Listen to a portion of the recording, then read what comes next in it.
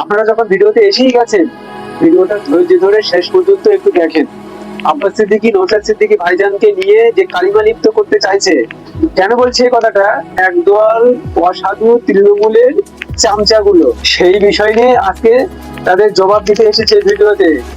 এই জবাব সম্পর্কে আপনাদের যদি কোনো মতামত থেকে থাকে অবশ্যই কমেন্টে জানাবেন এবং ভিডিওটা ব্যাপক পরিমাণে শেয়ার করবেন। যদি মনে হয় যে ভিডিওটা উপযুক্ত জবাব এসেছে, তাহলে ভিডিওটা ব্যাপক পরিমাণে শেয়ার করবেন আর আমার চ্যানেল অবশ্যই সাবস্ক্রাইব করবেন। চলুন ভিডিওটা শুরু করা যাক।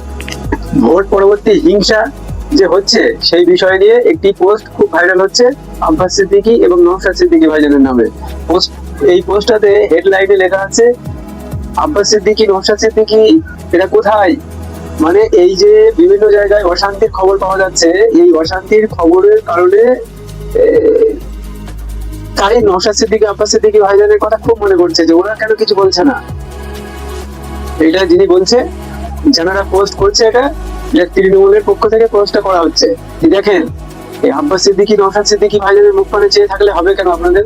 আব্বাস সিদ্দিকী, নওশাদ সিদ্দিকী এরা তো অবশ্যই বলছে এবং বলবে। এই যে ভোট পরবর্তী হিংসা নিয়ে আব্বাস সিদ্দিকী, নওশাদ সিদ্দিকীরা তো বলছে, আপনাদের চোখে হয়তো পড়েনি, চোখটা ভালো করে তুলে দেখেন, অবশ্যই চোখে পড়বে। তবে এই যে মুসলমানদের প্রতি যে অত্যাচার হচ্ছে, বলছে বোরখা পড়তে দেবে না, বলছে যে কোনো জায়গায় খুন হচ্ছে, ঘর বাড়ি ভাঙচুর হচ্ছে, লুটপাট হচ্ছে, এই বিষয় নিয়ে যে আব্বাস সিদ্দিকী, নওশাদ সিদ্দিকীদের যে বলা হচ্ছে, এই বিষয়টা এখন এইদের দুই ভাইয়ের কথা মনে পড়ছে খুব। এনাদের বলার মতো মুখ আপনারা রেখেছেন? এই যে মুসলমানরা বিপদে পড়ে এখন আব্বাস সিদ্দিকী, নওশাদ সিদ্দিকীর কথা মাথায় আসে, এনারা কেন কিছু বলছেন, এনারা কেন কিছু বলছে না? কিন্তু এনারাই যখন বলেছিল যে পরের হাতকে শক্তিশালী না করে আমাদের নিজেদের হাতকে শক্তিশালী করো, অন্যায়ের বিরুদ্ধে প্রতিবাদ করতে গেলে যে পাওয়ারের দ্বারাই জুলুম করে, জুলুমকে রোখার জন্য সেই পাওয়ার আমাদের দরকার। সবসময় ফু দিয়ে বা তাবিজ দিয়ে জুলুম অত্যাচার বন্ধ করা যায় না। এটা আব্বাস সিদ্দিকী, নওশাদ সিদ্দিকীরা বারবার বলেছে ভোটের আগে। কিন্তু তখন এই সমস্ত টিএমসি দালালদের মনে ছিল না যে আব্বাস সিদ্দিকী, নওশাদ সিদ্দিকীরা যে বলেছিলেন যে জুলুম অত্যাচার রুখতে গেলে হুজুর ফু দিলে জুলুম অত্যাচার বন্ধ হবে না। মানে যে জুলুমটা হচ্ছে, এটা তো রাজনীতির কারণে জুলুমটা হচ্ছে, রাজ শক্তি দিয়ে যে জুলুমটা হচ্ছে।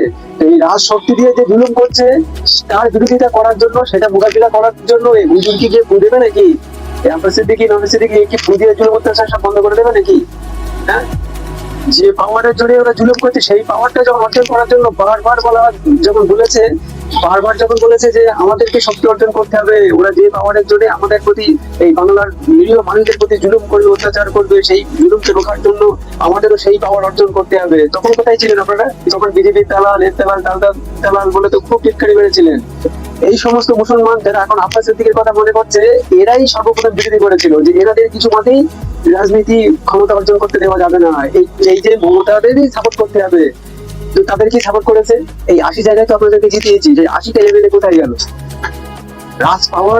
রাজ পাওয়ারের কিছু অংশ হলেও 80 জন বিধায়ক যে ক্ষমতায় এনে দিয়েছেন, তাদের কি কোনো পাওয়ার নেই?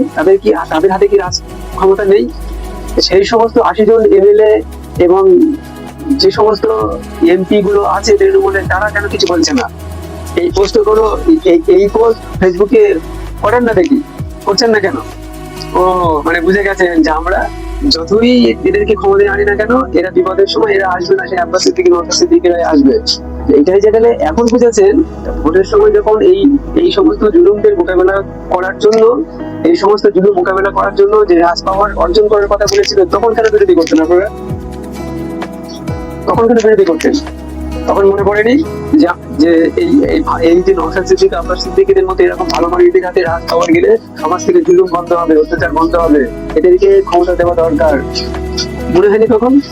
আর যে সমস্ত টিএমসি নেতাগুলো আছে, কাশেম সিদ্দিকী থেকে শুরু করে, আব্দুল মাজিদ সাহেব থেকে শুরু করে, এমন করে যতগুলো এমএলএ আপনারা জিতিয়েছেন, তাদেরকে বলেন না, তাদের কাছে যান না কেন?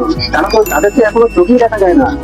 নওশাদ সিদ্দিকী, আব্বাস সিদ্দিকীরা এনাদের যতটুকু সামর্থ্য আছে, ততটুকু সামর্থ্য দিয়েই চেষ্টা করছে যে কিভাবে এই জুলুম অত্যাচার বন্ধ করা যায়, নিজের সর্বোচ্চ দিয়ে চেষ্টা করছে। কিন্তু একটা এমএলএ সমস্ত পশ্চিমবাংলার সমস্ত জায়গায় গিয়ে করতে কি হবে? সেই পাওয়ারটা কি দিয়েছেন এনাদের হাতে? পাওয়ার দেওয়ার বেলায় দেবেন অন্যজনকে, আর যখন জুলুম হবে তখন যাদের হাতে পাওয়ার তুলে দিয়েছেন তাদের কাছে আশা না করে, যাদের বিরোধী করেছেন তাদেরকে ক্ষমতায় যেন না আসতে পারে, এই চেষ্টাটা করে তাদেরকে দমিয়ে দিয়েছেন। আর বিপদে পড়ে তাদের কাছে আশা করলে হবে? তবে আমরা বলছি আব্বাস সিদ্দিকী, নওশাদ সিদ্দিকী এনারা তো জুলুমের বিরুদ্ধে সদা সর্বদা ছিল, আছে এবং থাকবে, এনারা তো অবশ্যই বলবে। কিন্তু যে সমস্ত টিএমসি দালালরা এখন ভাইজানকে, দুই ভাইজানদের কে টিটকারি মারার জন্য যে পোস্ট গুলো করছে, এগুলো তাদের মুখে মানায় না। আপনারা যাদেরকে জিতিয়েছেন এই 2026 নির্বাচনে, যাদেরকে জিতিয়েছেন, এনাদের দুই ভাইয়ের প্রতি ভরসা না রেখে যাদের প্রতি ভরসা রেখেছেন তারা কেন কিছু বলছে না?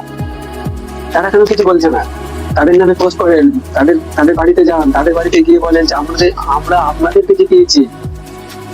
আপনারা কেন ঘরে বসে আছেন? এই জন্য অত্যাচারের বিরুদ্ধে আপনারা কেন রুখে দাঁড়াচ্ছেন না?